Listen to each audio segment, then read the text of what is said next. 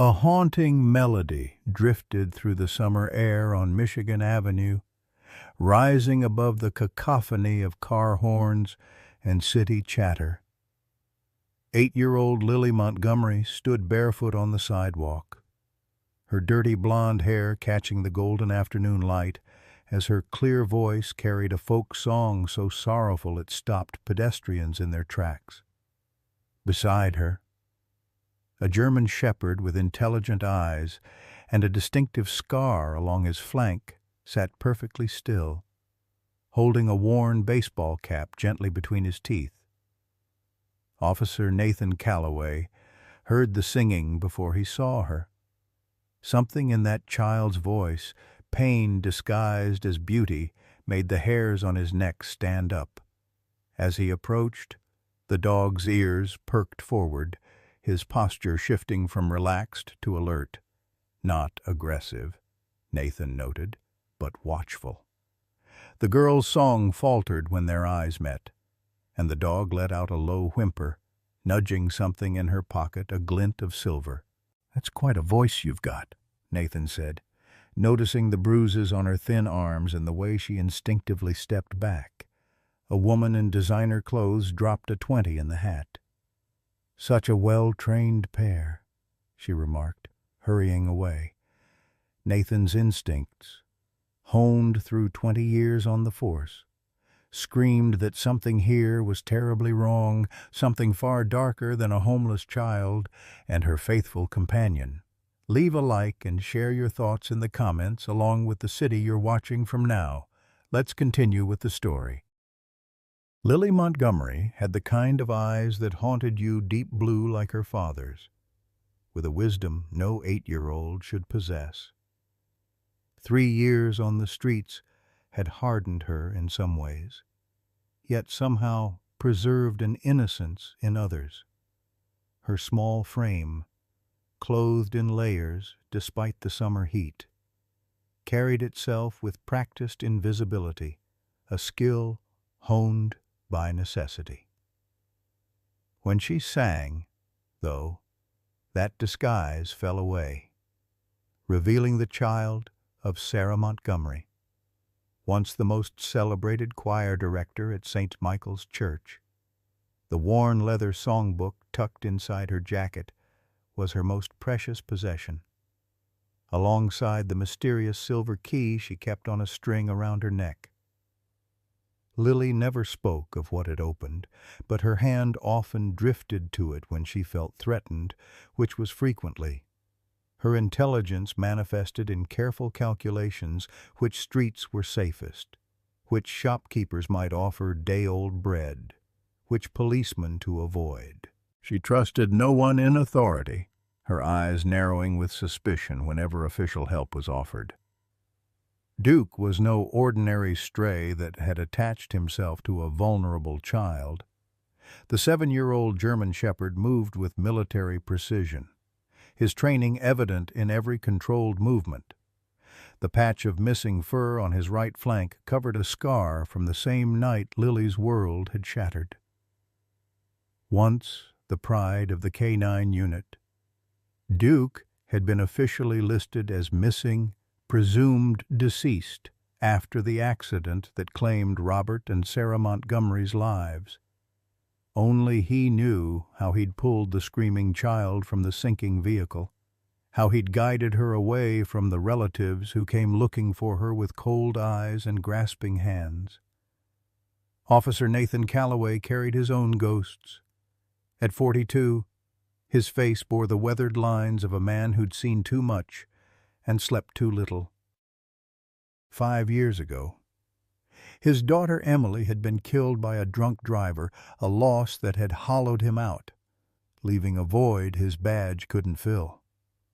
Recently transferred after butting heads with the new administration, Nathan had developed a reputation for compassion toward the city's forgotten souls. His colleagues called it a weakness.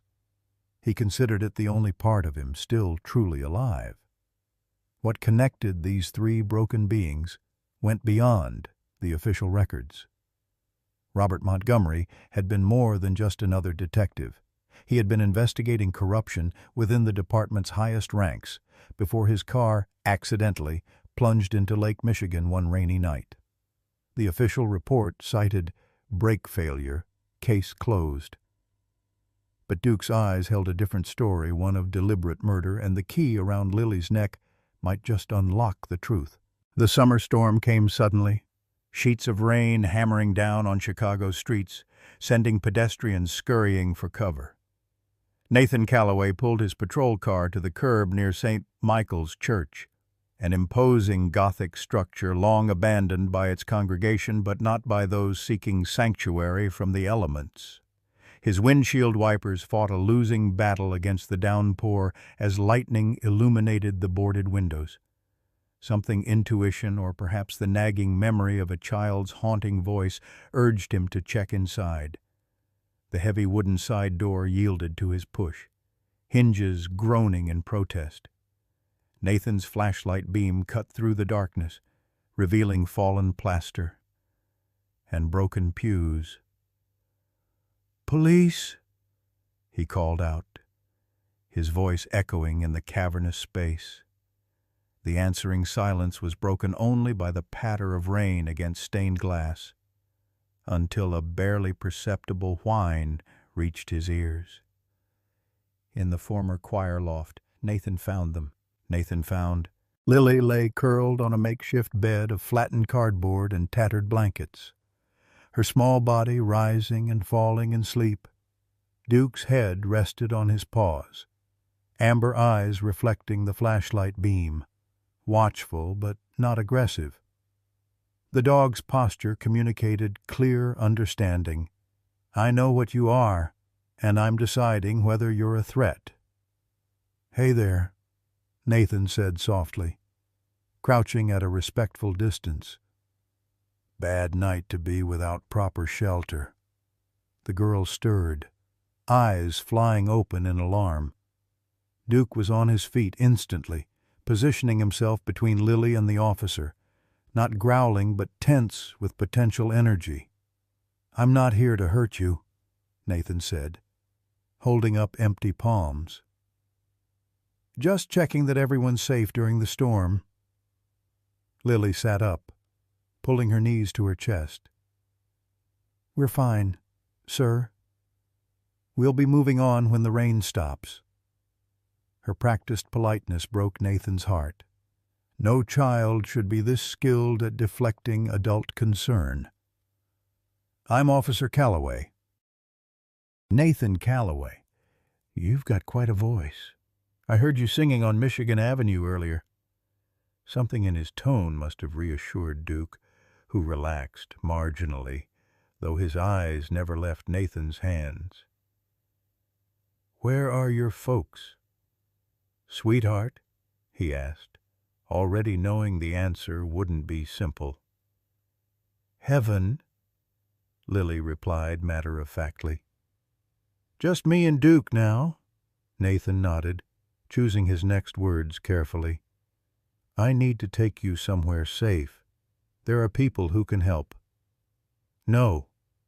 The single word exploded from her with surprising force. Duke responded to her fear, hackles rising. "We don't need social services. They'll take Duke away." "It's the law, honey. I can't leave you here." "You don't understand," Lily's voice quavered. "My aunt and uncle already tried to separate us. Said Duke was dangerous after what happened.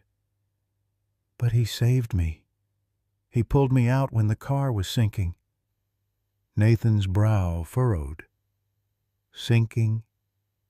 In the lake?" Her small fingers clutched the key hanging around her neck. "Mom and Dad's car went into the water.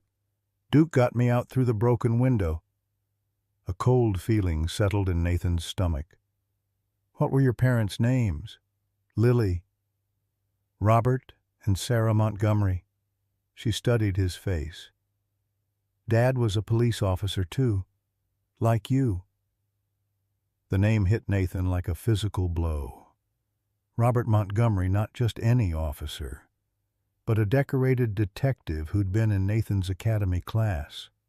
They hadn't been close, but Nathan remembered a principled man with a reputation for integrity.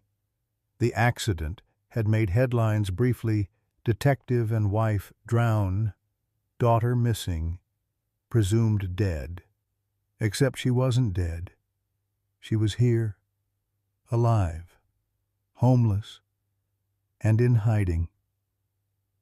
"Lily, how long have you been on the streets?" 2.5 years, she answered. "After it happened, they sent me to live with my dad's brother in Evanston."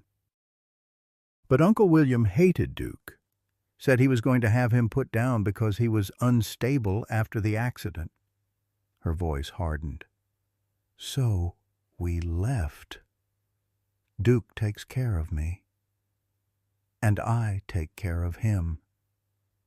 Nathan's mind raced. Something wasn't adding up. Why would a child choose homelessness over a family home? Why was a highly trained police dog, presumed dead, so protective of her? And why had no one in the department made the connection between the singing girl with the German Shepherd and the supposedly deceased Montgomery child? Back at his car, Nathan made 2 calls, the first to his precinct, requesting the Montgomery accident file, the second to Child Protective Services, where he called in every favor owed to negotiate a 72-hour grace period before formal processing. 3 days. Callaway. His captain's voice crackled through the phone. Then she goes into the system and the dog to animal control. By the book. Understood, sir. Nathan ended the call. Looking back at the church where Lily and Duke waited under an officer's supervision, he couldn't explain the certainty gripping him that separating those two would be not just cruel, but dangerous. That night, Nathan brought them to his modest bungalow in Ravenswood. He hadn't prepared for guests in years, especially not a child. Lily stood in the doorway of the room he led her to, her expression unreadable as she took in the lavender walls, the bookshelf filled with young adult novels, the stuffed animals carefully arranged on a twin bed. "This was my daughter Emily's room," Nathan explained, his voice rough. "She would have been about your age now." Lily nodded solemnly, understanding more than he had said. Duke padded into the room, circling once before settling at the foot of the bed, his eyes fixed on the window. Later, after Lily had showered and changed into an old T-shirt of Emily's that hung to her knees, Nathan sat at his kitchen table, the Montgomery file open before him. The official report cited brake failure, but the forensic details were suspiciously sparse. No mechanical inspection records, no toxicology. The recovery diver's statement mentioned unusual damage to the driver's side door, inconsistent with impact trauma, but this observation was buried in the supplementary notes, never addressed in the conclusions. As Nathan flipped through witness statements, his doorbell rang. Through the peephole, he saw his neighbor, Mrs. Abernathy, an elderly widow who missed nothing on their street. "Sorry to bother you so late, officer," she said, clutching her cardigan. "But I thought you should know there's been a man watching your house from a car down the block. Dark sedan. Couldn't see the plates. He left when I walked my terrier past him." When Nathan thanked her, closed the door, and checked his service weapon, in the guest room, Duke stood alert at the window, a low growl rumbling in his chest as he stared into the darkness beyond. The clock was ticking. 72 hours to uncover what had really happened to the Montgomerys, and why someone still cared enough to watch a homeless child and her dog. Morning light filtered through the kitchen blinds as Nathan set a bowl of cereal before Lily. She ate cautiously, small measured bites, while Duke sat vigilant at her feet. The dog had refused the kibble Nathan offered, eating only when Lily shared a portion of her own food, a ritual, Nathan suspected, born from months of scarcity. "I need to go into the station today," Nathan explained, refilling Lily's glass of orange juice. "My neighbor, Mrs. Abernathy, will stay with you." Lily's spoon paused midway to her mouth. "We can't stay here. It's not safe. I know someone was watching the house. That's why Mrs. Abernathy is coming over. She was a school principal for 30 years, tougher than most of my fellow officers." The girl shook her head, frustration evident. "Not just for us. For you, too. People who ask questions about what happened to my parents, they disappear." A chill ran through Nathan. "Who disappeared?" "Lily. Dad's partner. He came to see us after the funeral. Told Uncle William he had questions about the accident. Next day, they said he quit the force and moved to Florida." Her blue eyes met Nathan's. "Dad always said his partner was Chicago born and raised. Said he'd rather die than live where there weren't 4 seasons." Nathan's phone buzzed a text from Sandra Miller, one of the few officers he truly trusted. She'd pulled the Montgomery file as requested and found something he needed to see immediately. He texted back, asking her to meet him at Doyle's Diner rather than the precinct. "I'll be back soon," he promised Lily, who had returned to her cereal with methodical precision. "Duke knows how to alert Mrs. Abernathy if anything seems wrong." As he reached for his keys, Lily spoke again. "The men who came to Uncle William's house looking for me, they said they were from social services, too." The implication hung heavy in the air. Nathan crouched to meet her eyes. "I'm going to keep you safe, Lily. Both of you. I give you my word." Her gaze was far too old for her years. "That's what my dad said, too." Doyle's Diner sat wedged between a pharmacy and a laundromat, its chrome and red vinyl interior unchanged since the 1950s. Sandra Miller occupied a corner booth, her back to the wall, sharp eyes scanning each new arrival.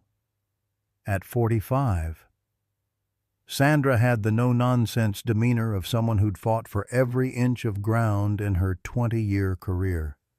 "You look like hell." "Nate," she greeted him, sliding a manila folder across the table. "Rough night," he replied, opening the folder to find photocopies of evidence logs, witness statements, and most surprisingly Academy photos showing a younger Nathan standing shoulder to shoulder with Robert Montgomery. "You never mentioned you knew him," Sandra said, stirring her coffee. "Academy classmates, not friends. Different tracks after graduation, me patrol. Him detective." Nathan studied the photo. Why wasn't this in the official file? Someone sanitized it. "The copy I pulled from archives is missing half the forensics reports. These—" She tapped the photocopies. "I had to dig up from Marshall in records. He keeps his own copies of suspicious cases." Nathan flipped through the pages, stopping at a maintenance record. The Montgomery's car had a full brake inspection one day before the accident. Certified safe. "Gets better." Sandra leaned forward. Robert was working a confidential investigation in the weeks before his death. His last 3 case files are sealed not just to regular officers, to everyone below deputy commissioner. That's not standard procedure, even for UC operations. "Exactly." Sandra's voice dropped. "Marshall says Robert came to him 3 days before the accident, looking nervous as hell, asked him to safekeep some documents, off the record. Next morning, Marshall's apartment was broken into. Nothing taken except his spare key to the records room. Nathan felt the pieces shifting, a dark pattern emerging. "Have you heard anything about Robert's former partner, Brian Donnelly?" Sandra frowned. "The official story is he transferred to Miami PD, but when I called a friend there to check, they have no record of him ever applying." The waitress arrived with plates of untouched food. After she left, Sandra slid a small photograph across the table, a safety deposit box key. This was listed in Robert's personal effects but never logged into evidence. Nathan stared at the key, nearly identical to the one hanging around Lily's neck. "Where's the box?" "First National, downtown branch," but without the actual key or a court order. "Lily has it," Nathan said quietly. "Around her neck." Sandra's eyes widened. "The daughter's alive." The report said, "I know what it said. She's been living on the streets with Montgomery's K9 Duke. The dog pulled her from the sinking car." Sandra sat back, processing this revelation. "Jesus, Nate, if what you're suggesting is true, someone staged an accident to kill a detective and his family, then covered it up." Nathan closed the folder. "And they've been hunting for his daughter ever since." Why? What could an 8-year-old know? Not what she knows, Nathan realized. What she has, the key. Back in his car, Nathan called his precinct to run a background check on William Montgomery, Robert's brother. The results made his stomach turn. William had declared bankruptcy 3 months after taking custody of Lily, then suddenly paid off a mortgage and purchased a vacation home in the Caymans.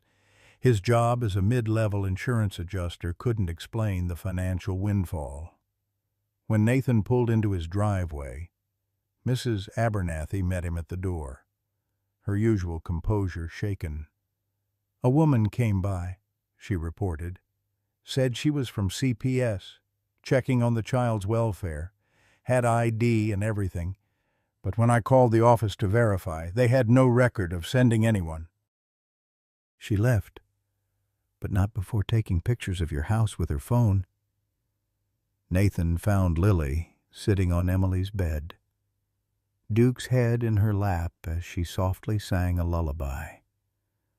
The dog's ears perked up at Nathan's approach, but he didn't lift his head from the girl's lap. "He knows something's wrong," Lily said. "He always gets clingy when danger's coming." "Lily," Nathan began carefully, "I need to ask you about the key you wear." Her hand flew to her neck. "Dad said never to take it off, never to show anyone." "I think I know what it opens. A safety deposit box at First National Bank. Your dad had one there." Lily nodded slowly. Before the accident, Dad took me to the bank, showed me his special box, said if anything ever happened to him and Mom, I should find someone I trust and show them what's inside." Her voice dropped to a whisper. "But Duke wouldn't let anyone near me after that night. He growled at Uncle William, at the doctors, at everyone." "He was protecting you," Nathan said, understanding dawning. "Your father trained him to recognize threats. Dad said Duke could tell good people from bad better than most humans." Lily stroked the dog's fur. "The night we left Uncle William's, 2 men came. Duke went crazy, barking and snarling. He bit one of them when they tried to grab me. We ran away that night." Nathan's phone rang Sandra. Her voice came through tense and hurried. "I just got a visit from Chief Wallace himself. asking why I was pulling the Montgomery files. "Nate, be careful. Wallace was deputy commissioner when Robert died.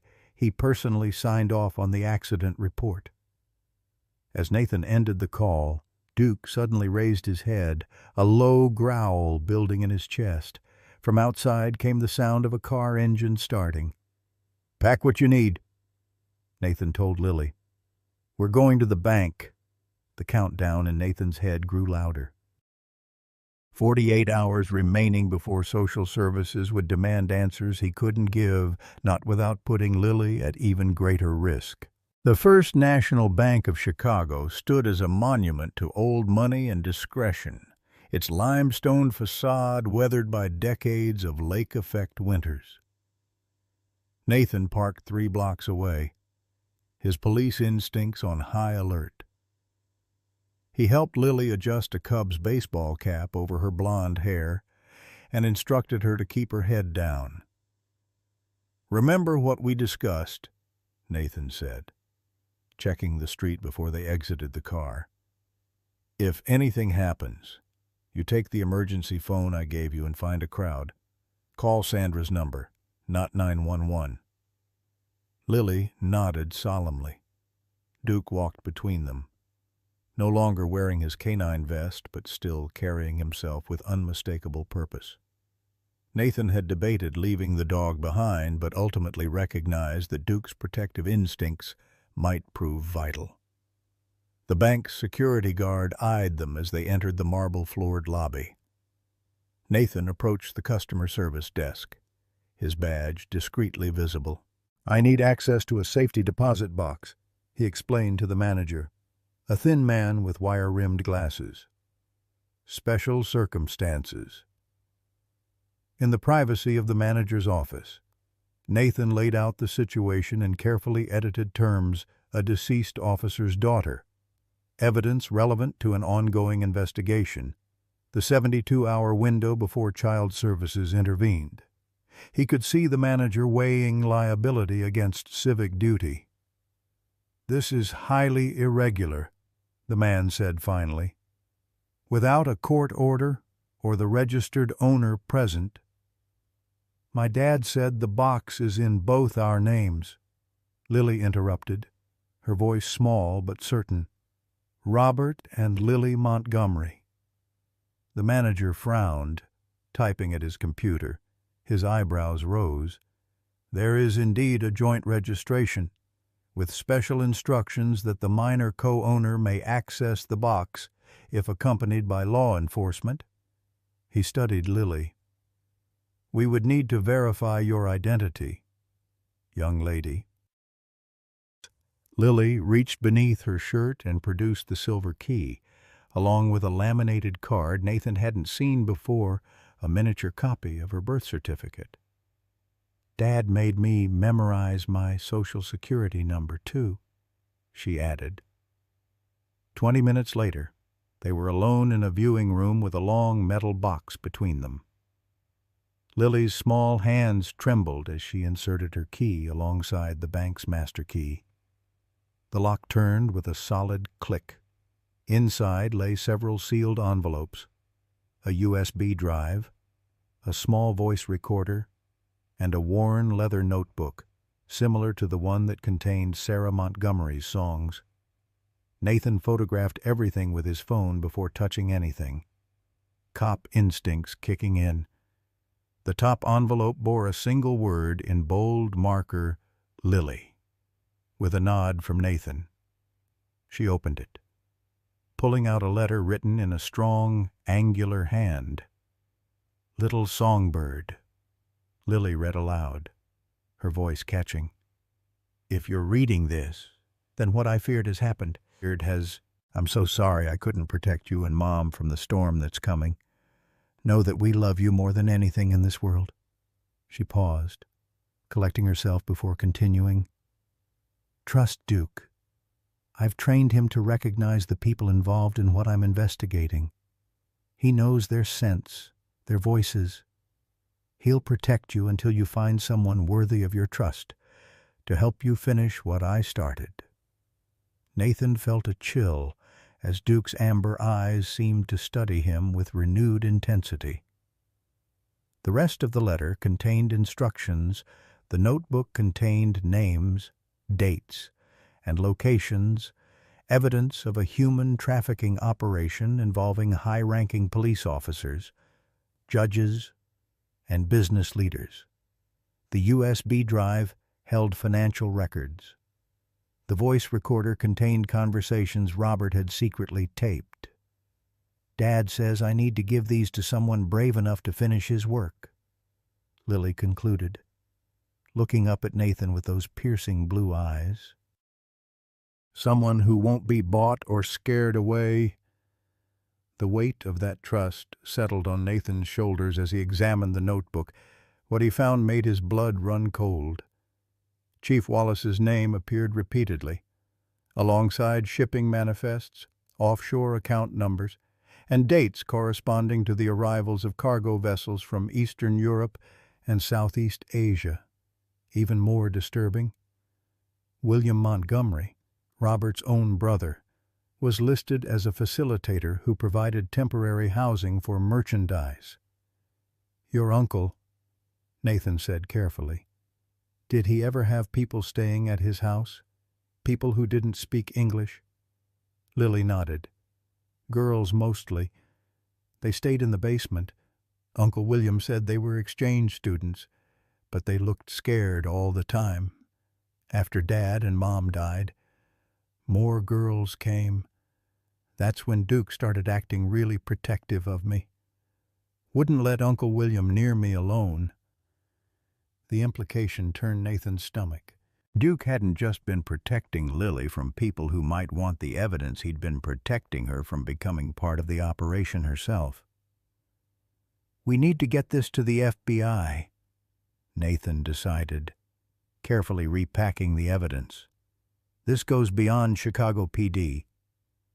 As they left the bank, Nathan spotted a familiar black sedan turning onto the street. "Change of plans," he muttered, steering Lily toward a service alley. "We're taking the long way back." They spent the next hour navigating back alleys and side streets, eventually making their way to a diner where Sandra waited at a back booth. Her expression tightened at the sight of them. "You've got a bolo out on you." "Nate?" she said without preamble. "Allegedly for questioning in a child abduction. They're saying you took a girl from her legal guardian." "William Montgomery," Nathan guessed. "He reported her missing just this morning. Claims she was kidnapped 3 days ago from his home in Evanston. He's giving teary interviews about his missing niece." "He's lying," Lily said fiercely. "I haven't lived with him for over 2 years." Sandra's eyes softened. "I believe you, sweetheart, but right now, every cop in Chicago is looking for you two. And the narrative is that Officer Calloway has lost it after being reminded of his daughter."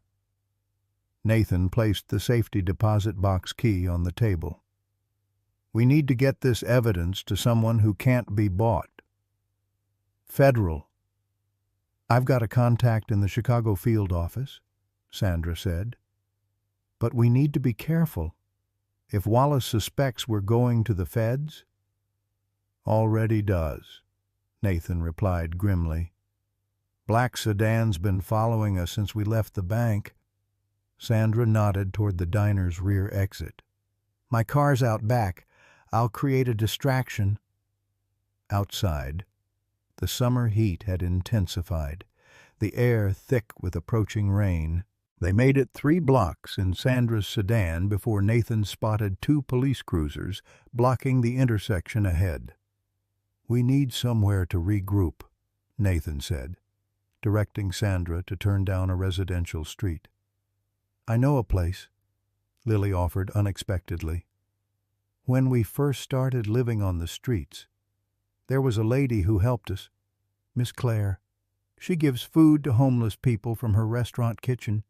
Duke trusts her." The dog's ears perked up at the name. Claire's kitchen occupied a narrow storefront in a working-class neighborhood far from downtown's gleaming towers.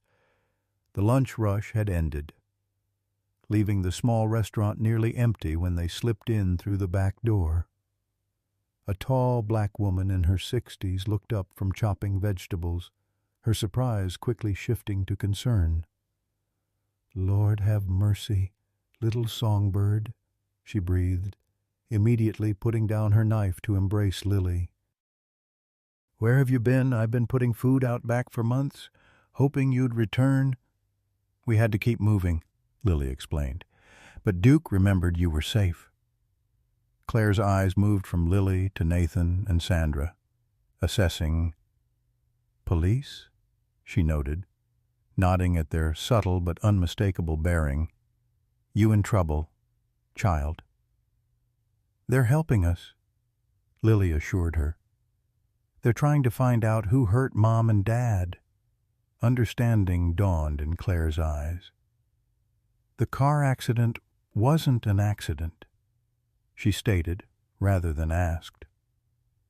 "That sweet man was always asking questions about the shipping containers down at the docks, about the girls who went missing from my neighborhood." While Claire prepared food, Nathan used her office phone to call his FBI contact, careful to avoid using his cell phone, which could be tracked. The federal agent agreed to meet them that evening, warning that they should bring all original evidence. Nothing sent electronically could be trusted secure. As they ate the first proper meal Lily had enjoyed in days, Claire shared what she knew. Her restaurant was near the docks, and she'd noticed Pattern's cargo ships arriving at odd hours. Young women who appeared briefly in the neighborhood before vanishing again. Expensive cars with tinted windows picking up girls from seemingly abandoned warehouses. "Robert came in asking questions after one of my dishwasher's cousins disappeared," Claire explained.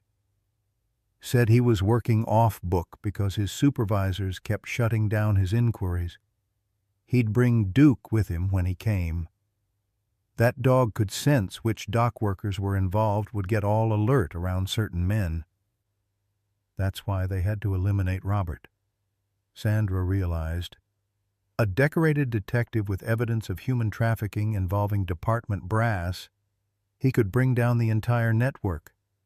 But why not just take him out? Nathan wondered aloud. Why target his whole family? "The key," Lily said quietly, touching the silver object around her neck. "Mom had one too. Dad said it was insurance, 2 keys needed to open the real evidence, not just the bank box." Nathan and Sandra exchanged glances. "Did your mother's key look like yours?" Nathan asked. Lily shook her head. "Different, bigger, older looking. She always wore it on a chain, like mine." "And they never found her body," Sandra said softly, the implications clear. "The dive team recovered Robert's remains from the driver's seat, but Sarah's body wasn't in the car." "They thought I died too," Lily added. "The back window was broken. That's how Duke got me out." Nathan's mind raced, piecing it together. "They staged the accident to get both keys. Probably planned to recover Sarah's body with the key still on her. But when they couldn't find you or Sarah's remains..." "They've been searching ever since," Sandra finished. "A second key that could unlock God knows what else." Duke, who had been lying quietly near Lily's feet, suddenly raised his head, ears forward. A low growl rumbled in his chest as he stared at the restaurant's front door. Through the window, Nathan spotted a police cruiser slowly passing by. "Time to move," he said, gathering the evidence. "Claire, is there another way out?" The older woman nodded. "Delivery entrance connects to the building next door, leads to the alley behind the whole block." As they prepared to leave, Lily hugged Claire tightly. "Thank you for helping us." Claire cupped the child's face in weathered hands.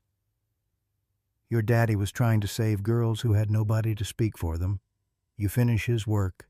You hear, 'Make those responsible face justice'?" The skies had opened by the time they reached Sandra's car, rain pounding the pavement in sheets.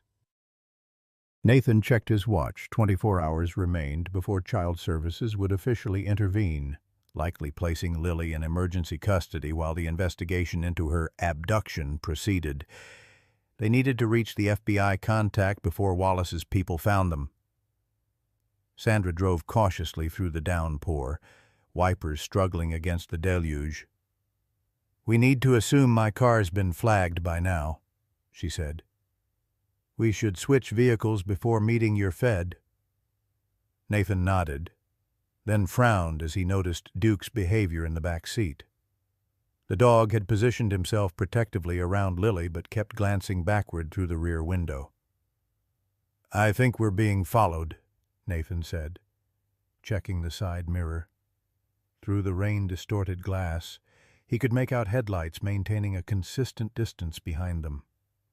Sandra made a sudden turn, then another. The headlights followed. "Unmarked unit, maybe," she muttered. "Too careful to be a coincidence." As they approached a red light, Duke suddenly became agitated, pawing at Lily as if trying to push her down in the seat. The light turned green, and Sandra accelerated through the intersection just as a black SUV barreled through from the cross street, missing their rear bumper by inches. "Wasn't an accident," Nathan said grimly, drawing his service weapon. "They're making their move." Sandra increased speed, her hands steady on the wheel as she navigated the rain-slick streets. "The storage facility," she decided. "Your old partner had that unit under a different name. Might buy us some time." The Metropolitan Storage Facility loomed gray and featureless in the industrial district, its rows of identical units designed for anonymity. Sandra pulled around to a service entrance, using her body to shield Lily from the rain as they hurried inside. "Unit 217, Nathan said, leading them through fluorescent-lit corridors. Mackenzie kept it under his mother's maiden name for his fishing gear. "Management owes me a favor. They'll stall anyone asking questions." The storage unit contained exactly what Nathan remembered: fishing tackle, old furniture, and most importantly a small office area where his former partner had set up a makeshift workstation for his off-duty hobby of refurbishing old lures. "We can review the evidence here," Nathan said, securing the door. "Figure out our next move." While Sandra set up Robert's materials on the desk, Nathan crouched beside Lily, who sat on a folding chair with Duke at her feet. The dog remained alert, his body tense despite the apparent safety of their location. "Lily," Nathan began gently, "I need to ask you something important. The night of the accident, what do you remember about your mom?" The girl's hand went instinctively to the key around her neck. "She was singing to me in the back seat. Dad was driving, and it was raining really hard. Then there was a loud noise like an explosion, and the car started spinning." Her voice became distant, lost in memory. "Mom screamed. Dad tried to control the car, but we hit the guardrail and went into the water." "What happened next?" Nathan prompted softly. "Water came in really fast. Dad wasn't moving. Mom unbuckled me and tried to open the door, but it wouldn't move. She broke the window with Dad's emergency hammer and told me Duke would help me swim to shore." Lily's eyes glistened with unshed tears. "She said she had to get Dad out, that she'd be right behind us. Duke pulled me through the window and swam with me to the shore. We waited and waited, but Mom never came." Nathan exchanged a glance with Sandra, whose expression had softened with compassion. "And your mom's key, did she still have it then?" Lily nodded. "She always wore it, said it was her heart, because it contained pictures of me and Dad." A locket, Sandra realized. Sandra. Not a key at all, but a locket disguised as one. "With evidence inside," Nathan added. "Microfilm, maybe. Or a memory card." The implications hung heavy in the air. If Sarah Montgomery's body had never been recovered, and she had been wearing crucial evidence around her neck. "We need to check missing persons reports from that night," Sandra said, already moving to the laptop they'd brought. "Maybe Sarah made it out, too." Before she could begin her search, Nathan's burner phone rang his FBI contact, canceling their meeting. A red flag had been raised on the case. He was being pulled off any involvement by orders from above. "Wallace has reach into the Bureau," Nathan realized, ending the call. "We're running out of official channels. Then we go public," Sandra decided. "Get the evidence to the media multiple outlets simultaneously so it can't be suppressed." As they debated their next move, Duke suddenly raised his head, nostrils flaring. He rose to his feet, positioning himself between Lily and the door, a low growl building in his throat. "Someone's coming," Nathan warned, drawing his weapon.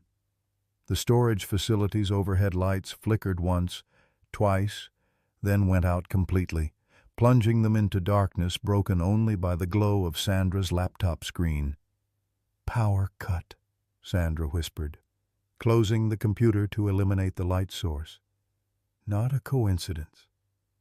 In the darkness, they heard the distant sound of the facility's heavy security door being forced open, followed by multiple sets of footsteps entering the building. Nathan felt a small hand clutch his arm, Lily, moving closer in the darkness.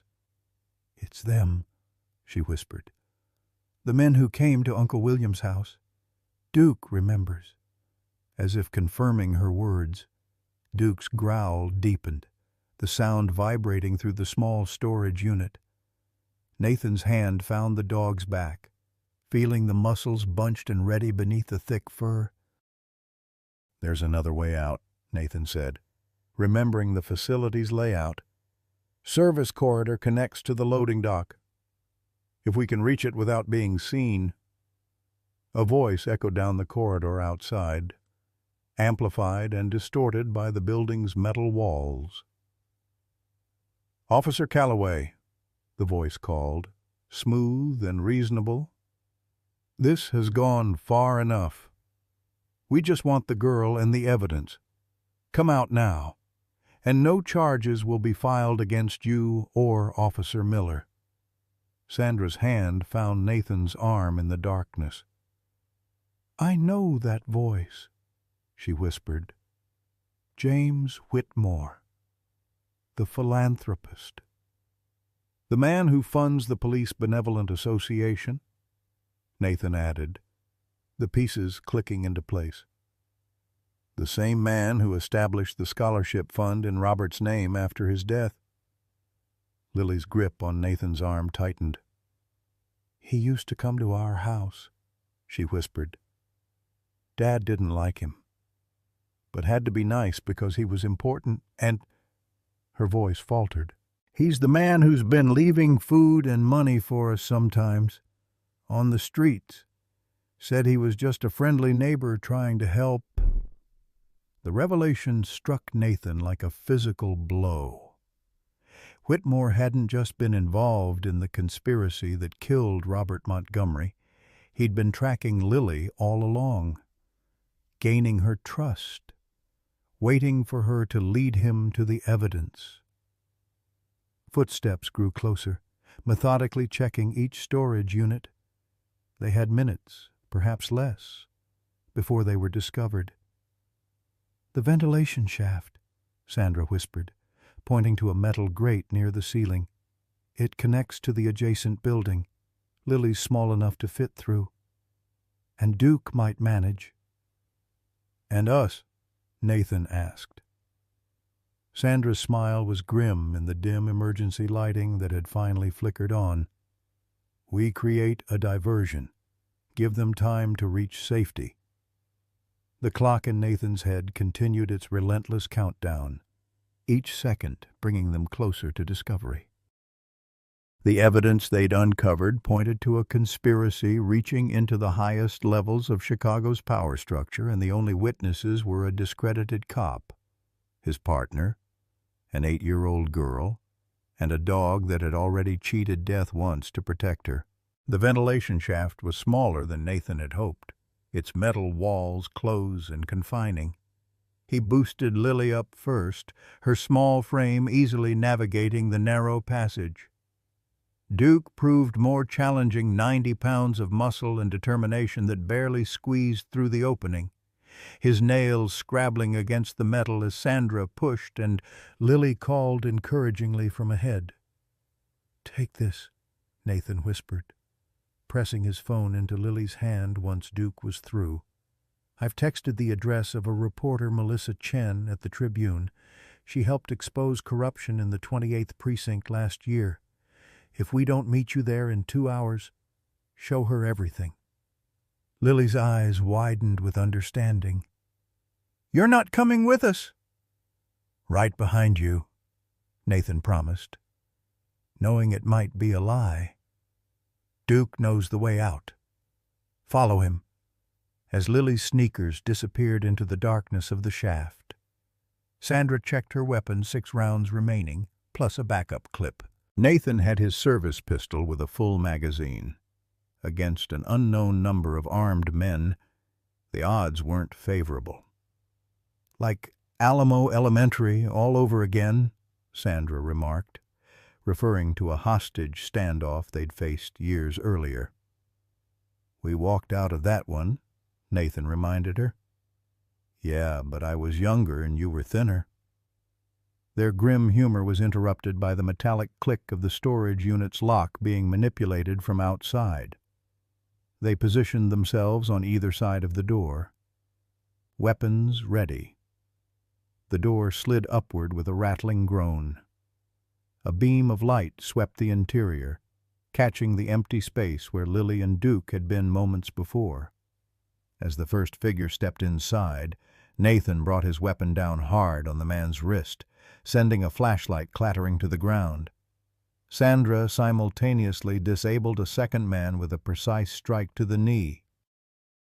Neither attacker wore police uniform's private security, Nathan guessed, as he secured their weapons and restraints. Outside in the corridor, voices called for status updates. "This won't hold them long," Sandra said, tightening the zip ties on the second man's wrists. "Doesn't need to.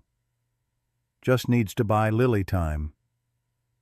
They slipped from the storage unit into the dimly lit corridor, moving in the opposite direction from the ventilation shaft. Nathan had memorized the facility's layout during his previous visits with his former partner, a maze of identical corridors designed for maximum storage capacity rather than navigational ease. As they rounded a corner, Nathan's phone vibrated a text from his precinct captain, suspended pending investigation. "Turn yourself in." "Seems I've been officially disavowed," he told Sandra, showing her the message. "Join the club," she replied grimly. "Got the same text 5 minutes ago." The implication was clear. They were now operating without badges, without backup, without the protection of the department. If they were caught, they'd be treated not as officers but as suspects resisting arrest. They made it 3 corridors before the facility's emergency lights cut out completely. In the perfect darkness that followed, Nathan heard the distinctive sound of tactical boots on concrete, moving with practiced precision. "SWAT," Sandra whispered. They're not taking chances. A voice boomed through a megaphone, distorted by the metal walls. Officers Calloway and Miller, this is Lieutenant Bryce. Tactical response. You are surrounded. Surrender your weapons and exit with hands visible. Sandra gripped Nathan's arm. Bryce is straight, not part of Wallace's circle. Doesn't matter. He's following orders, and those orders come from above. They retreated deeper into the facility's labyrinth, using darkness and familiarity to their advantage. Behind them, tactical lights swept the corridors, accompanied by the controlled movements of a well-trained team. We need to reach the loading dock. Nathan decided, if we can get to my truck. Negative. Sandra cut him off. They'll have it staked out. We need an approach they won't expect. As they debated options, Nathan's burner phone vibrated an unknown number. He answered cautiously. Officer Calloway, came a smooth, cultured voice. James Whitmore. I believe we have mutual interest to discuss. Nathan's grip tightened on the phone. Nothing to discuss with the man who murdered Robert Montgomery. A soft chuckle. Such dramatic accusations. I was Robert's friend and benefactor. I established a scholarship in his name after that tragic accident. Save it for the press conference, Nathan replied. We have the evidence, names, dates, bank records, all the girls your operation brought in through the port, all the officials you paid off. A pause. Then I'm a businessman. Officer Calloway. I recognize when negotiation is appropriate.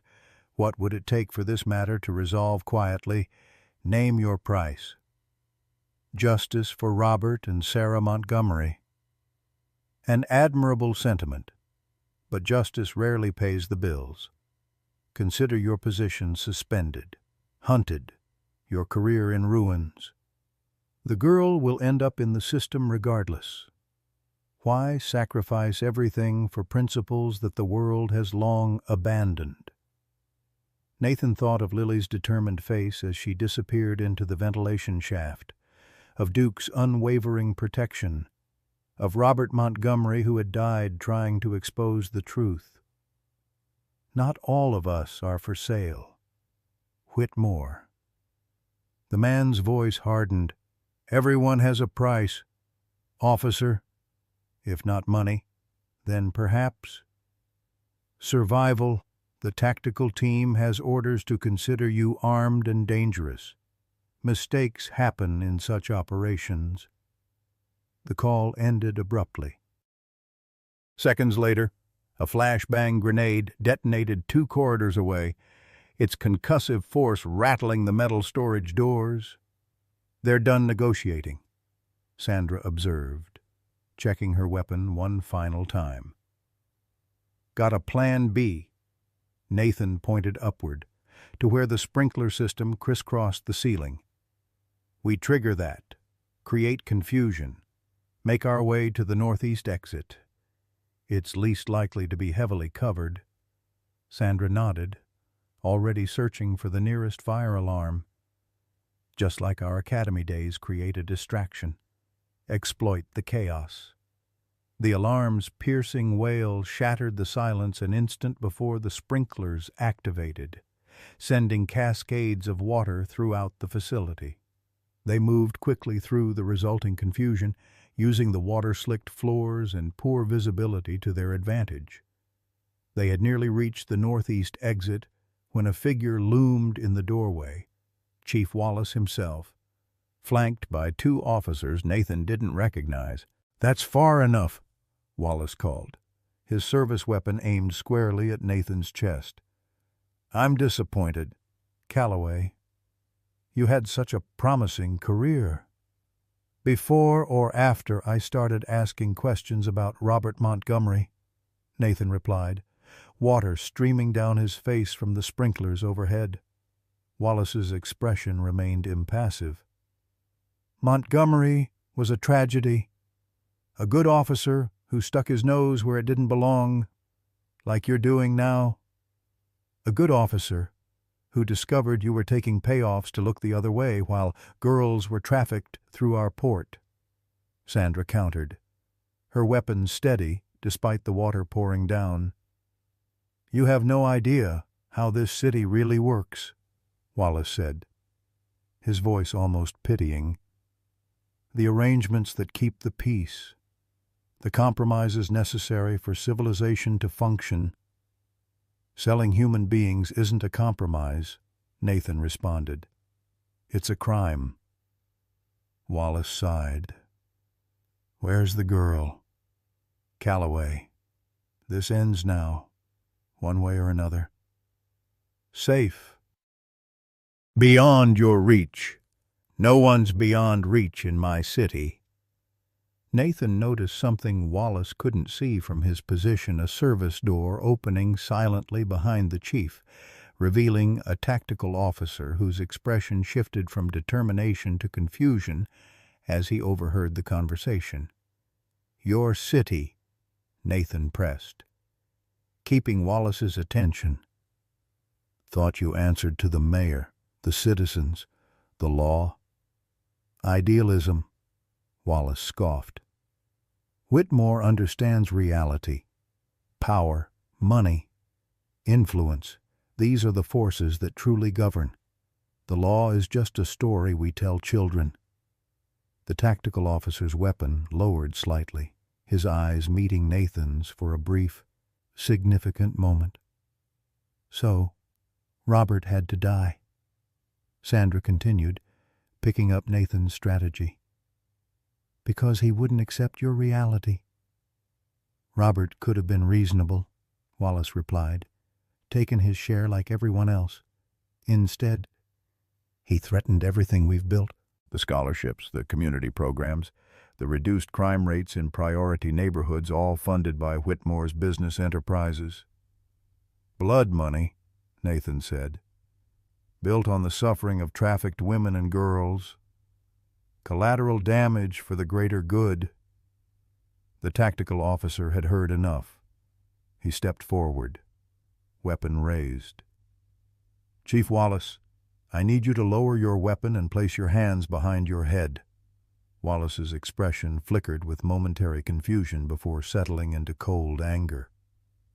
Officer Reynolds, stand down. That's an order. Can't do that, sir, Reynolds replied, his voice steady. Not after what I just heard. Wallace's laugh was bitter. You think this changes anything? Whitmore owns judges, prosecutors, councilmen. This goes deeper than you can imagine. Maybe, Nathan acknowledged. But it starts ending right here. What happened next unfolded in seconds that seemed to stretch into eternity. Wallace's finger tightened on the trigger. Officer Reynolds shouted a warning. Sandra lunged forward, pushing Nathan aside as Wallace's weapon discharged. The bullet meant for Nathan's heart struck Sandra in the shoulder, spinning her against the wall. Reynolds and the other officers reacted instantly, subduing Wallace while Nathan knelt beside his partner, applying pressure to her wound. Always taking bullets for me, he murmured, using his shirt to staunch the bleeding.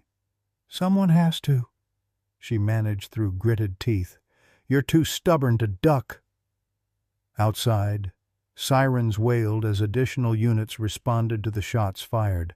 Nathan knew the night was far from over. Wallace's arrest would send shockwaves through the department. But Whitmore remained free, and Lily remained in danger as long as he was. Reynolds approached, holstering his weapon. Paramedics are on the way. What the hell is going on? Calloway. Long story, Nathan replied, maintaining pressure on Sandra's wound. But right now, I need to find a little girl before Whitmore's people do. The missing Montgomery kid, Reynolds asked. The one they've got the bolo out on. Nathan nodded, surprised by the officer's apparent knowledge. "My sister works missing persons," Reynolds explained. Something felt off about the whole case. The uncle, who never reported her missing for 2 years, suddenly urgent about finding her. Then I get called to tactical response for 2 respected officers gone rogue. He shook his head. "Didn't add up." "It's bigger than you know," Nathan said. "Human trafficking, corruption at the highest levels." "I believe you," Reynolds replied, glancing at the subdued Wallace. "Especially after what I just heard. What do you need?" "Safe transport to the Tribune building. My partner needs medical attention, and I need to make sure Lily made it there safely." Reynolds considered this, then nodded decisively. "I can help with both. But Calloway, this isn't over." "Wallace has friends, powerful ones." "I'm counting on it," Nathan replied grimly. "They need to know their secret's out." As paramedics worked on Sandra, Nathan's thoughts returned to Lily and Duke, making their way through an uncertain city with evidence that could bring down an empire of corruption. The clock that had been counting down their 72-hour window now measured something far more immediate, the minutes, until Whitmore realized his operation was compromised and took desperate measures. Reynolds helped Nathan to his feet. "My personal vehicle's out back, unmarked, untraceable to the department. I'll get you to the Tribune while my team secures Wallace and processes the scene." "Why are you helping us?" Nathan had to ask. Reynolds' expression hardened. "My niece disappeared 3 years ago. Port Authority found her ID near one of the docks, but the investigation was shut down from above. Chief Wallace personally told us to let it go." His eyes met Nathan's. "So I've got my own reasons to want the truth out." Together, they moved toward the exit, leaving behind the chaos of flashing lights and tactical teams. Nathan's suspension, his ruined career. The dangers ahead, none of it mattered compared to reaching Lily and Duke before Whitmore's men did. Somewhere in the city, James Whitmore would be realizing that his carefully constructed world was beginning to unravel. A desperate man with unlimited resources, made for the most dangerous kind of enemy. The night was far from over. The Chicago Tribune building stood as a Gothic sentinel against the night sky, its distinctive tower illuminated despite the late hour. Reynolds' unmarked car pulled into the service entrance, away from the main lobby where reporters and staff entered. Sandra had been transported to Northwestern Memorial with a police escort comprised of officers. Reynolds personally trusted men and women outside Wallace's influence. "Security cameras will catch us here," Reynolds warned as he parked. "Won't take Whitmore's people long to trace us once they access the feed." Nathan nodded grimly. "Then we'd better be quick." The service elevator required keycard access, but Reynolds had come prepared. "My cousin works maintenance," he explained, swiping a card that illuminated the panel. "Family's useful when you're going against the grain." As they ascended toward the editorial floor, Nathan's mind raced through contingencies. Had Lily made it safely? Had Duke managed to protect her through Chicago's dangerous streets? The evidence they carried could dismantle a trafficking operation that had operated with impunity for years if they could get it into the right hands. The elevator doors opened to reveal a bustling newsroom even at this late hour. The Tribune, like most major papers, never truly slept. Nathan scanned the space, searching for any sign of Lily or the reporter she'd been instructed to find. "Can I help you, gentlemen?" A security guard approached, hand resting casually near his holster. Reynolds flashed his badge. "Looking for Melissa Chen. Police business?" The guard's expression remained skeptical. "Ms. Chen left instructions not to be disturbed. She's in the conference room with... He hesitated. A special source. Relief flooded through Nathan.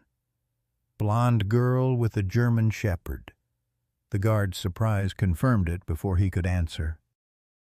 Nathan pushed past him, moving quickly through the newsroom toward the glass-walled conference room at the far end. Inside, he could see Melissa Chen, a sharp-featured woman in her 30s, leaning forward intently as Lily spoke, Duke vigilant at her side. When Nathan entered, Lily broke off mid-sentence, her face lighting up with momentary relief before clouding with concern.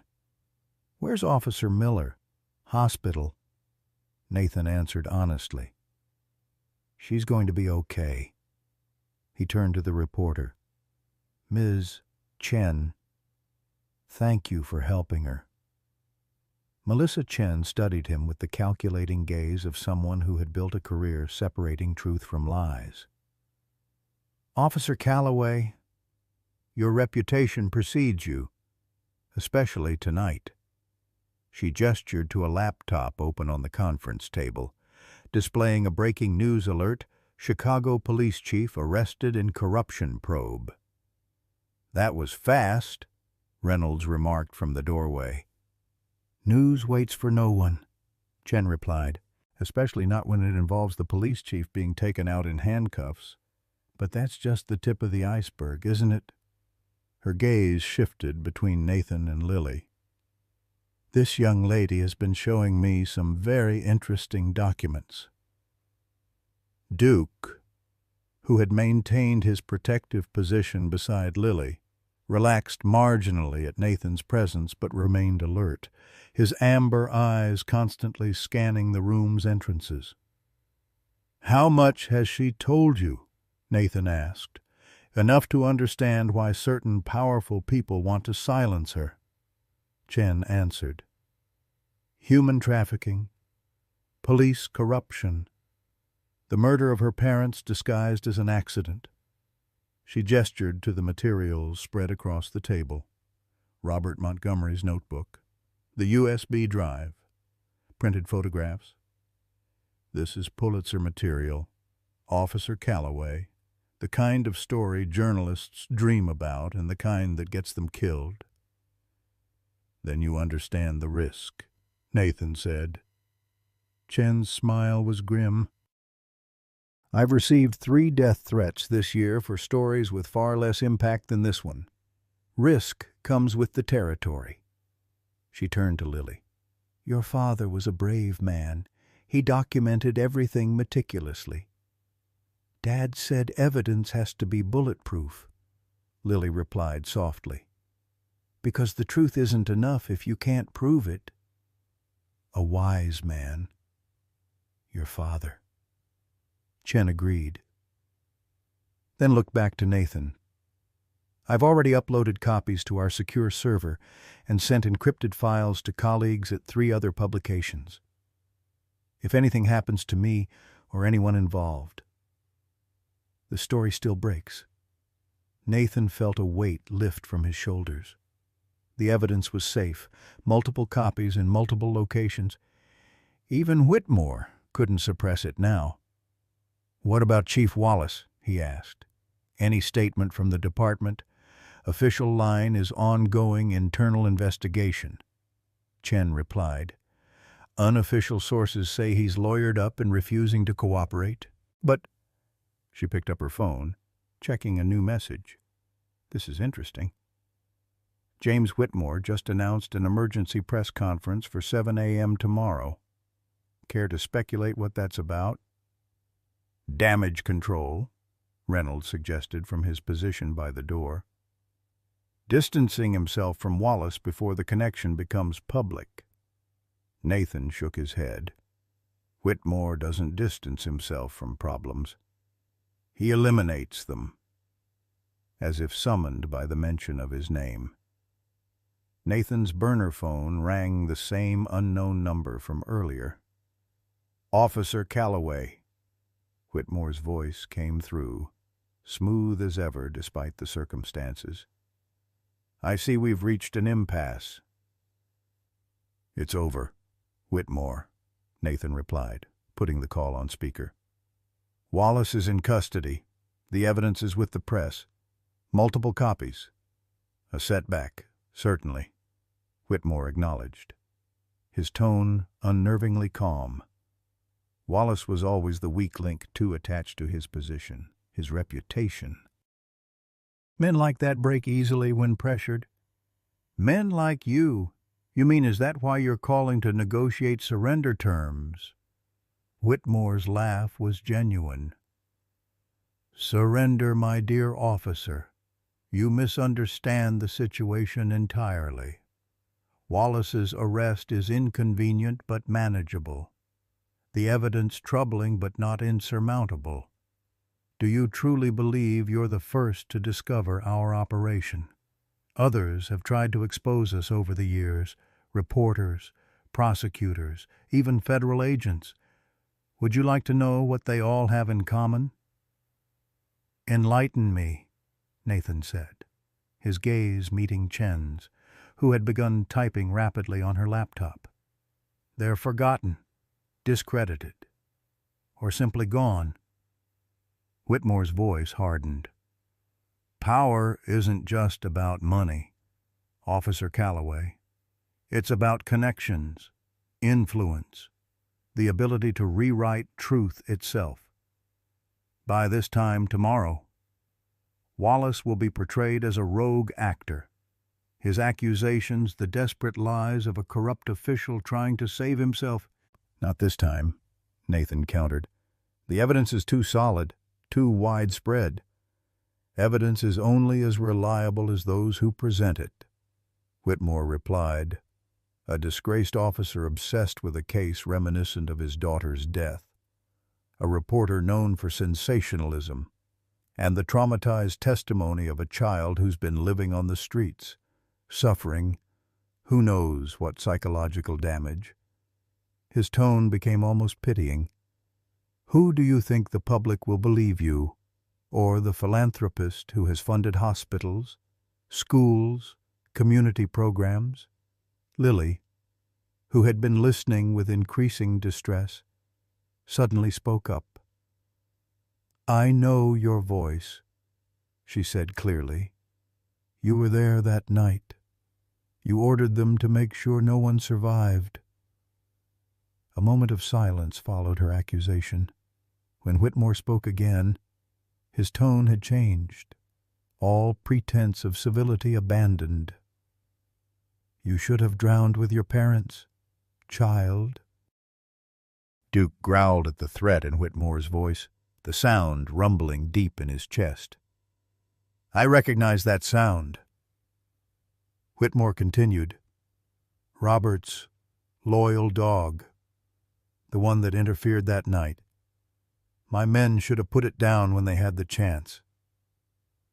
Your men aren't very good at finishing jobs, Nathan observed. Wallace in custody. Montgomery's evidence recovered. His daughter alive to testify. Temporary setbacks. Whitmore dismissed. But since you mentioned finishing jobs, perhaps you should check on your partner. Officer Miller, Northwestern Memorial. Correct. Such a vulnerable position. A wounded officer in a hospital bed. Nathan's blood ran cold. If anything happens to her, then what? Whitmore challenged. You'll arrest me. With what evidence the word of a child documents that could easily be proven forgeries? You're playing a game with rules you don't understand, against an opponent who has spent decades perfecting his strategy. Melissa Chen, who had been quietly working throughout the conversation, turned her laptop toward Nathan, showing a rapidly updating news site. The headline made his heart skip. Explosion reported at Northwestern Memorial Hospital.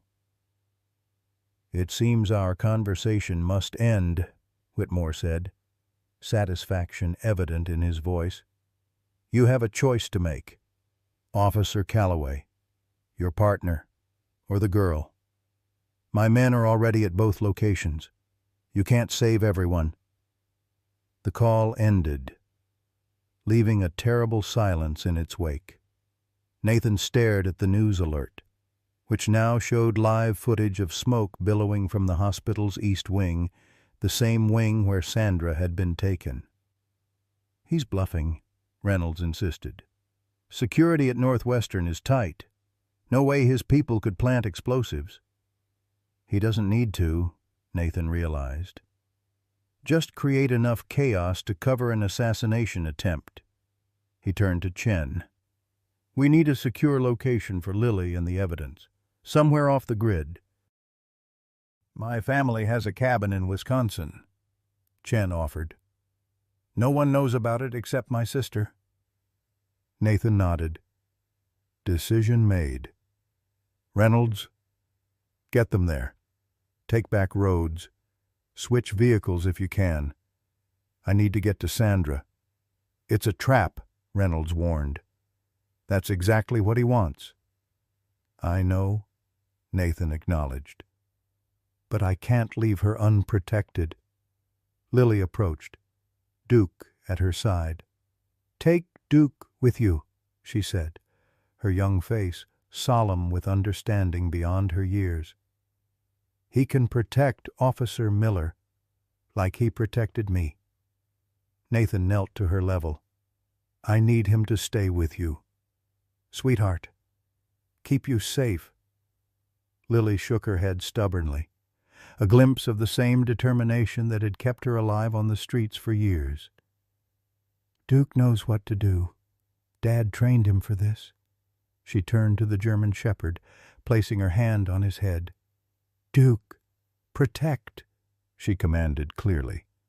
The dog's posture shifted immediately, moving to stand beside Nathan, alert and ready.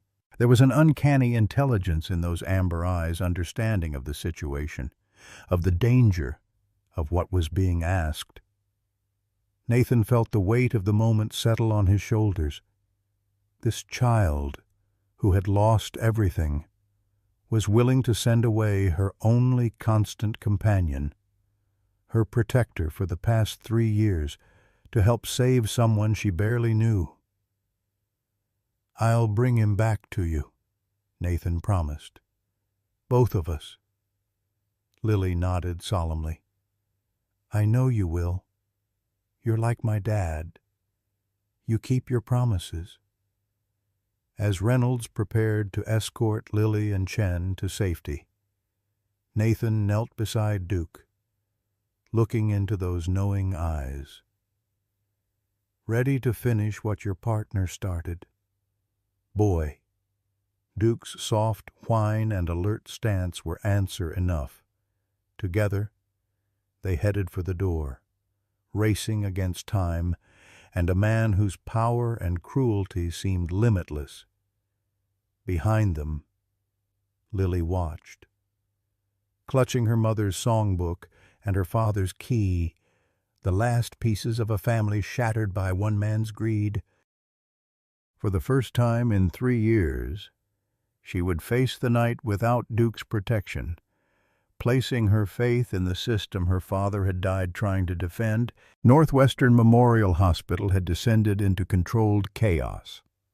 Emergency protocols had transformed the normally orderly institution into a hive of urgent activity as staff evacuated patients from the East Wing.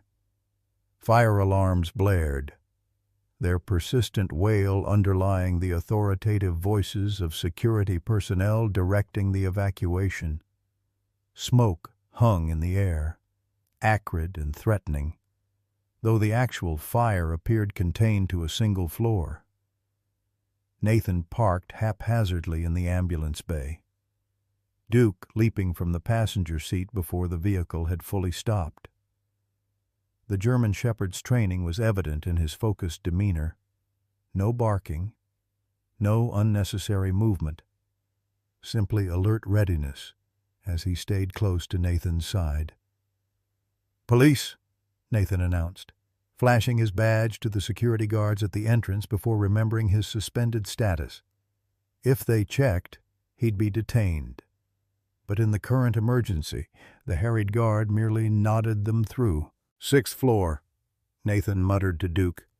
"East wing." That was where Sandra had been taken, the surgical recovery unit. Nathan headed for the stairs rather than waiting for elevators that were likely commandeered for patient evacuation. Duke bounded up beside him, showing no strain despite the climb. The 6th floor was eerily quiet compared to the commotion below. The hallway hazy with thin smoke that had traveled through the ventilation system. Most patients had already been evacuated, but Nathan knew Sandra wouldn't have been among the first moved, not with Wallace's allies potentially among the department personnel sent to secure her. Room 612. The door was closed. Unlike the other rooms on the hallway where evacuation had left doors ajar. Nathan approached cautiously, drawing his weapon. Duke moved slightly ahead, his nose working the air currents, body language shifting subtly.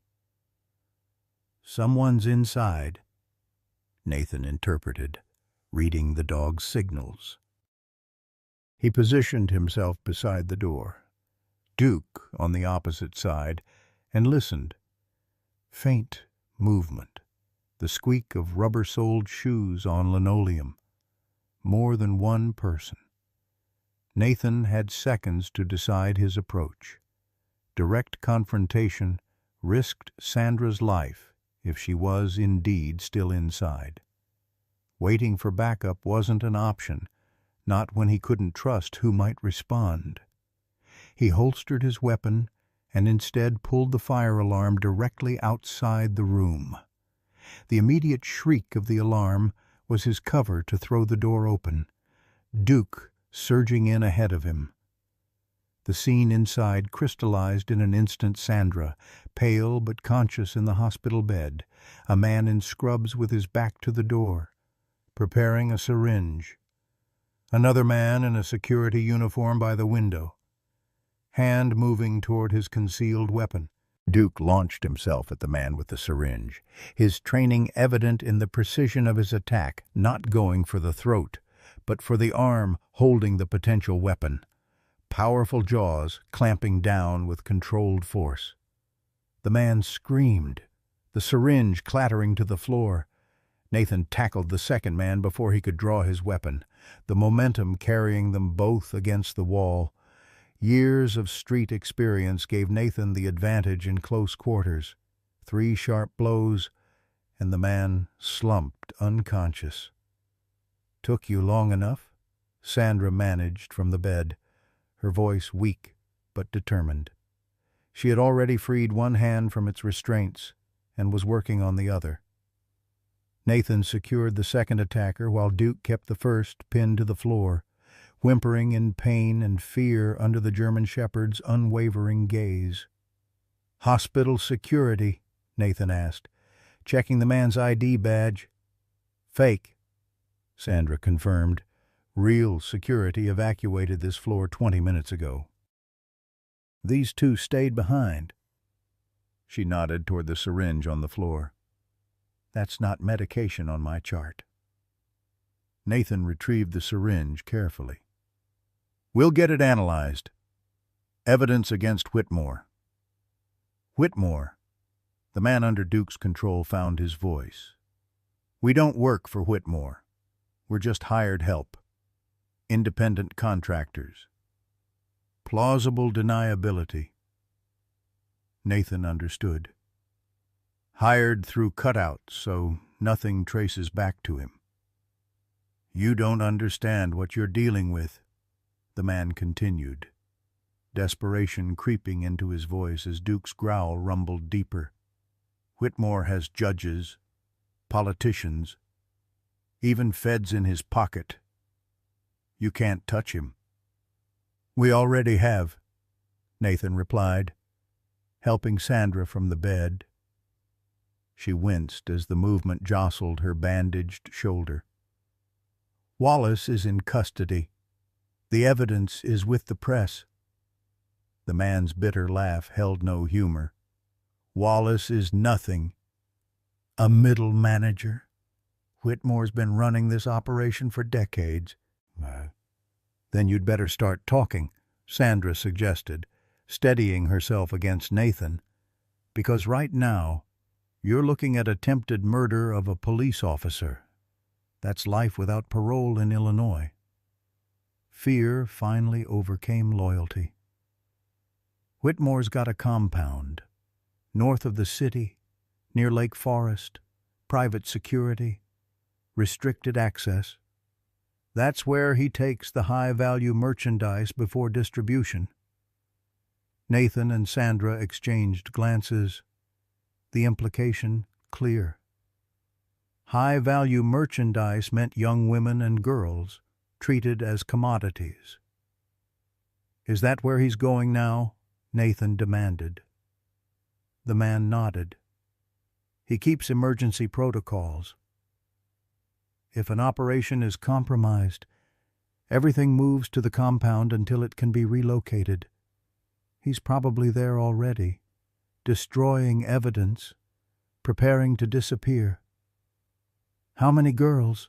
Sandra asked, her voice tight with controlled rage. "I don't know. Dozen. Maybe I just handle security, not inventory." The casual dehumanization in his terminology made Nathan's stomach turn. "Duke, watch," he commanded, ensuring the dog would keep the man immobilized while he secured him properly. As they prepared to leave, Sandra leaning heavily on Nathan for support, her face pale from pain and blood loss. A new sound penetrated the cacophony of alarms, the rhythmic beat of helicopter rotors. Through the window, they saw a private helicopter descending toward the hospital's landing pad. Even from this distance, the insignia was visible: Whitmore Enterprises. "He's coming here," Sandra realized. Why would he risk exposure now? The answer hit Nathan with sickening clarity. "Lily. He thinks she's here too." He turned to the restrained man. "What were your orders regarding the girl?" Fear flickered across the man's face. "Secure her. Alive. Whitmore wants to handle her personally. Because she's the only witness who can place him at the scene of her parents' murder," Nathan concluded. "And because she knows where her mother hid the real evidence," Sandra added, the pieces clicking into place. "The key around her neck, it's a decoy. Sarah Montgomery must have hidden the actual evidence somewhere only Lily would know to look." The helicopter had landed on the pad, figures emerging into the swirling wind of the rotors. "We need to move," Nathan decided, supporting Sandra toward the door. "Duke, come." The German shepherd gave a final warning growl to the restrained men before following, his posture alert and protective. In the hallway, they could hear voices approaching, multiple sets of footsteps moving with purpose. Whitmore's reinforcements, Nathan guessed, coming to secure the floor. The elevator would be suicide, and the main stairwell likely guarded. "Service, elevator," Sandra suggested, nodding toward the end of the corridor. "Maintenance and food service should be operating for evacuation." They made it halfway down the hall before the stairwell door burst open, revealing 3 men in tactical gear, private security. Not police, but armed nonetheless. Duke positioned himself between the threat and his humans, hackles raised. "Officer Calloway," called a smooth, cultured voice from behind the armed men. James Whitmore stepped into view, immaculate in a tailored suit despite the hour and circumstances. In his early 60s, with silver hair and aristocratic features, he projected an image of distinguished authority. Only his eyes revealed something colder, calculating. "I'm disappointed," Whitmore continued conversationally. I expected you to bring the girl. Where is she? Officer Calloway, where is Lily Montgomery? Safe, Nathan replied, gauging the distance to the service elevator. Too far to reach before Whitmore's men could fire. Beyond your reach. Whitmore smiled thinly. Nothing is beyond my reach in this city. You've caused considerable inconvenience, but ultimately changed nothing. By morning, Wallace will be portrayed as a corrupt officer acting alone. Your evidence will be discredited. Your testimony dismissed as the desperate actions of officers facing disciplinary action. Hard to discredit evidence that's already in the hands of 4 major news outlets, Sandra countered, her voice steady despite her obvious pain. The media can be managed. Whitmore dismissed. A few strategic calls, reminders of advertising budgets that might be redirected, hints of libel suits that could bankrupt entire publications. His confidence was absolute, born from decades of unchallenged power. The system protects its own. Officers. Surely your careers have taught you that much. Not this time, Nathan said. Robert Montgomery made sure of that. For the first time, a flicker of genuine concern crossed Whitmore's features. Ah, yes, the dedicated detective. The dedicated... A man who couldn't be bought or frightened away. His stubbornness cost him everything. Not everything, came a new voice from the other end of the corridor. All heads turned to see Reynolds standing there, weapon drawn, accompanied by 2 uniformed officers Nathan recognized as part of the anti-corruption task force. And beside them, small but unwavering, stood Lily Montgomery. No, Nathan breathed, horror washing through him. Reynolds, get her out of here. Reynolds' expression was grim. She insisted, said Duke would find her no matter where we hid her, said she needed to face him. Whitmore's shock quickly transformed into smug satisfaction. Well, the Montgomery girl. At last. You've led me on quite a chase, child.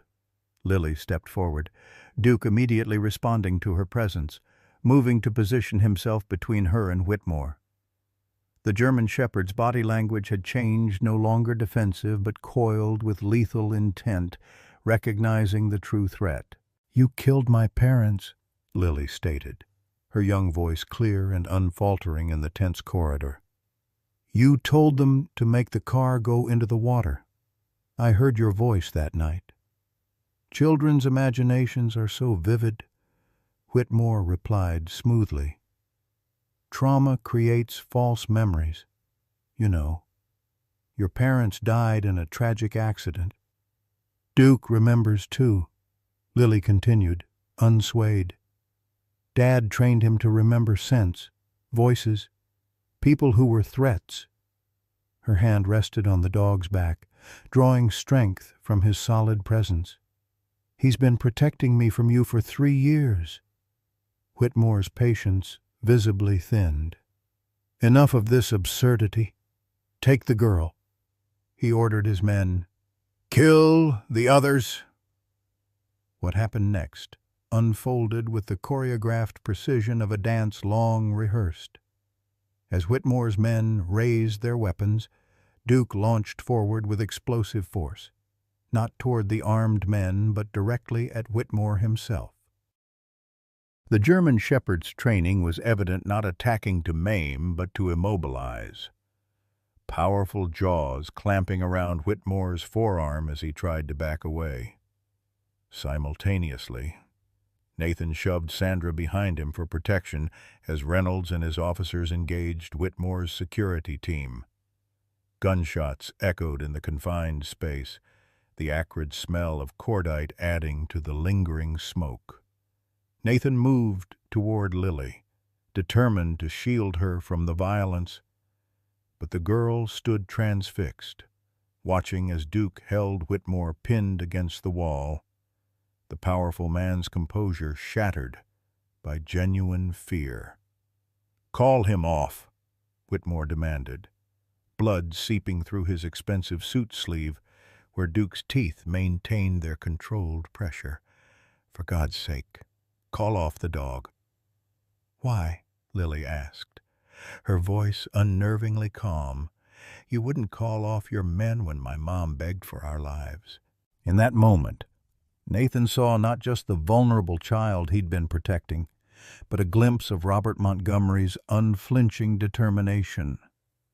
The same resolve that had driven the detective to document evidence against powerful men, regardless of the risk. The gunfire ceased. Whitmore's security team subdued, Reynolds' officers securing the scene. Through the commotion, Nathan heard the distinctive sound of more police arriving, honest officers responding to Reynolds' call for backup. "Lily," Nathan said gently, approaching her, "it's over. He can't hurt anyone else." She looked up at him, tears finally breaking through her composed facade. "Mom's locket," she said. "The one shaped like a key. It has pictures inside, but also a memory card. Dad said it had everything: recordings, account numbers, names. He made copies, but kept the original with Mom because no one would look for it there." "Well, where is it, Lily?" Nathan asked, crouching to her level despite the pain shooting through his battered body. "At the bottom of the lake, with Mom." Her voice caught. "But Dad made sure there were copies. In our special place." Understanding dawned. "The storage unit. There's more evidence there." Lily nodded. "Hidden inside Duke's old training equipment. Dad said if anything ever happened, Duke would lead the right person there." Nathan looked at the German shepherd, still holding Whitmore immobile, awaiting commands. The dog had been more than protection. He had been the key to everything, programmed by a detective who anticipated his own murder, trusted to guide his daughter to safety, and eventually to justice. As Whitmore was finally taken into custody, his empire crumbling around him, Nathan saw the magnitude of what had been accomplished, not by him alone, but by Robert Montgomery's foresight, Sandra's loyalty, Reynolds' courage, Melissa Chen's integrity, and the unwavering bond between a girl and the dog who had saved her life in more ways than one. Duke finally released Whitmore at Nathan's command, returning to Lily's side, pressing against her legs as she buried her face in his fur, years of contained emotion finally breaking free in racking sobs.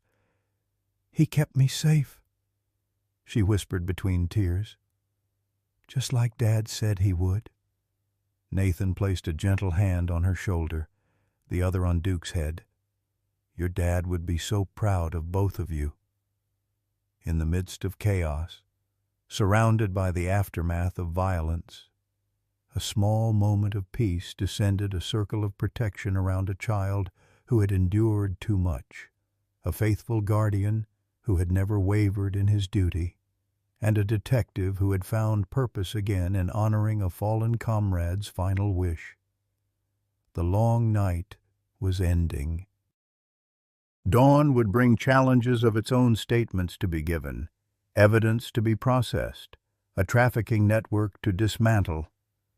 But for now, in this moment, justice had prevailed against seemingly insurmountable odds, and Duke, ever vigilant, kept watch. 1 month later, the morning sun streamed through freshly washed windows, casting warm rectangles of light across the hardwood floors of Nathan Calloway's bungalow. The house had transformed in recent weeks. Emily's preserved bedroom now belonged to Lily. The walls repainted a soft blue at her request. Bookshelves filled with both her salvaged possessions and new acquisitions. Photos of Robert and Sarah Montgomery held places of honor beside pictures of Emily, creating a blended memorial of loved ones watching over the living. In the kitchen, Nathan prepared breakfast with the careful attention of someone still learning a new skill. Pancakes, shaped like misshapen continents, sizzled on the griddle as he consulted a recipe propped against the coffee maker. Domesticity didn't come naturally after years of microwave meals and takeout, but he was trying another step in the ongoing transformation of his life.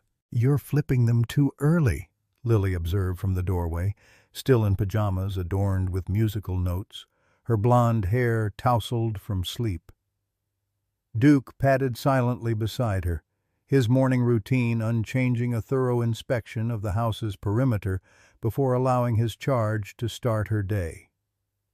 "Good morning to you too, critic," Nathan replied with mock offense, though he obediently waited longer before attempting the next flip. "How'd you sleep?" "Better," she answered simply.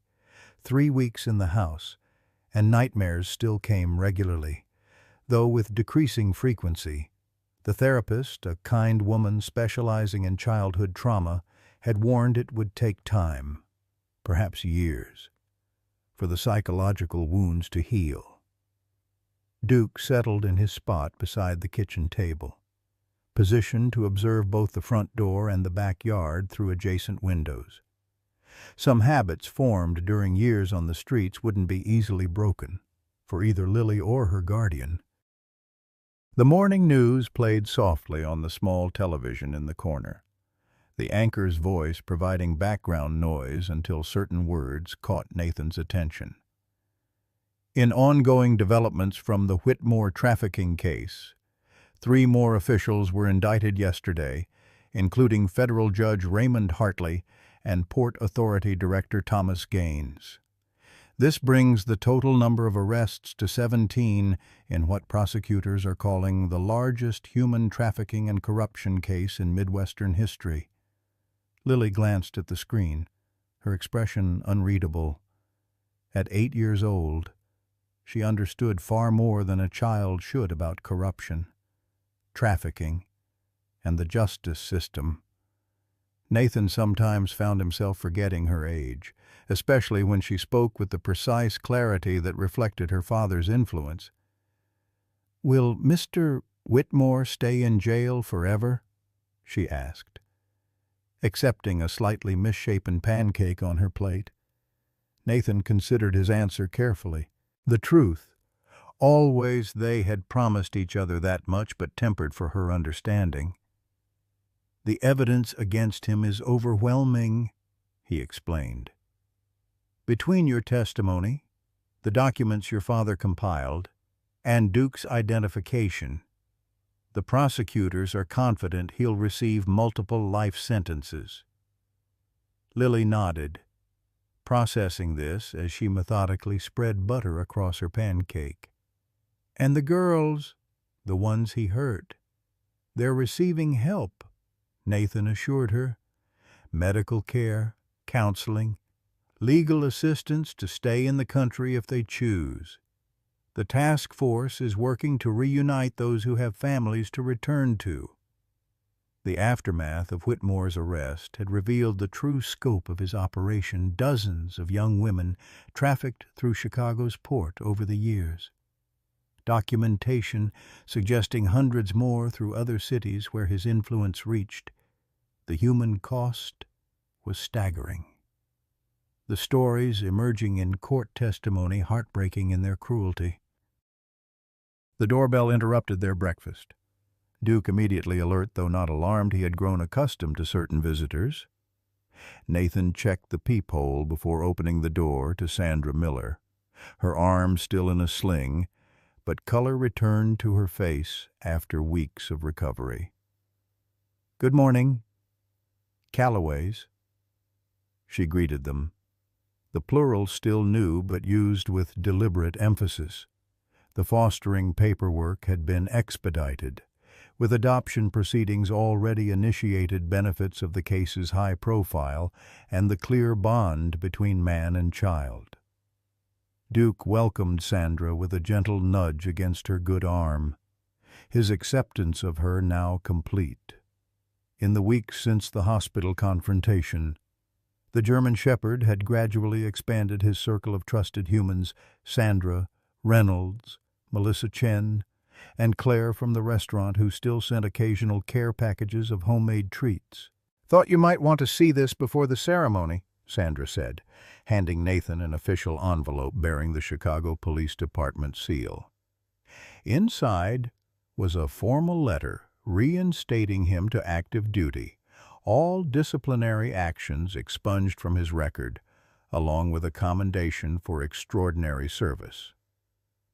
"Unanimous vote by the new commission," Sandra explained. Reynolds pulled some strings. "Turns out exposing a decades-long corruption scandal earns you a certain amount of political capital."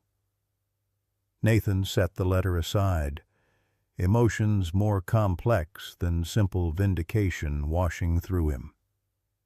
The department had failed Robert Montgomery, had been infiltrated and compromised at its highest levels. Returning meant working to rebuild something fundamentally broken. "What about you?" he asked Sandra, reconsidering retirement. She shook her head, a new resolve evident in her expression. "Someone needs to clean house from the inside." The new superintendent offered me a position overseeing internal affairs. Thought I might stick around, make sure another Wallace doesn't happen on our watch. Lily listened to their conversation while finishing her breakfast, Duke's head resting on her lap beneath the table. The bond between them remained unbreakable, though it had evolved as their circumstances changed. No longer solely protector and protected, they were now companions, healing together. The dog gradually allowing Lily more independence as security replaced constant vigilance. "We should get ready," Nathan reminded Lily, glancing at the clock. "The ceremony starts at 11. The benefit concert had been organized by Claire and Melissa Chen, raising funds for both a shelter for trafficked women and a program pairing rescue dogs with children who had experienced trauma. Lily had agreed to sing her first public performance since leaving the streets. The symbolism wasn't lost on any of them. The voice that had once been a necessity for survival now freely offered in service to others. In her room, Lily carefully dressed in the outfit she had selected days earlier, a simple blue dress that matched her eyes, with her mother's locket key worn proudly around her neck. Though empty of its original evidence, it remained priceless, the last physical connection to Sarah Montgomery, beyond the songbook of folk music that had sustained Lily through years of hardship. Nathan knocked gently before entering, carrying a small box. "I have something for you," he said, sitting beside her on the bed. "A gift before your performance." Inside the box lay a delicate silver charm bracelet with a single attachment, a miniature replica of Duke's canine badge, engraved with his service number. "The department found it in your dad's personal effects," Nathan explained as he fastened it around her small wrist. "He had it made when Duke first became his partner. I thought you might like to wear it today." Lily's fingers traced the tiny badge, tears welling but not falling. "He knew Duke would always protect me," she said softly, "even when he couldn't."